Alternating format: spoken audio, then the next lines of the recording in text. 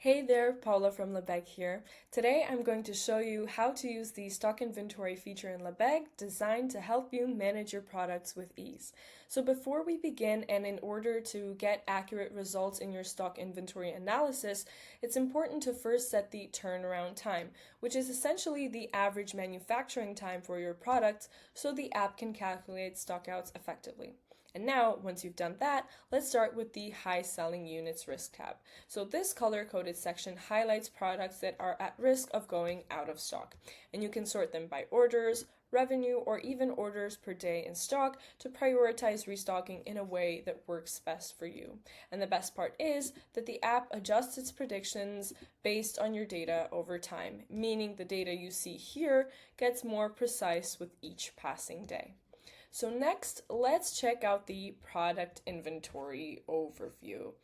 This is something that you can think of as your inventory at a glance, where you can access a complete list of products and their variants. You can see the number of in these brackets over here and click on these drop down arrows to look further into them if you'd like. So over here, you can look into all of their vital stats, such as their product IDs, inventory levels, days to go out of stock, or even sales trends that have been noticed in the past 7 to 30 days to see if anything has been selling more than usual, and all of your other important information such as orders, revenue, refund rate, and etc. Essentially here to help you make your most informed decisions. Now, for those of you who have product variants, this one's for you, the high selling variance risk tab. This gives you the ability to track down specific product versions like popular sizes or colors or any kind of differences that you have amongst your products depending on your industry, of course.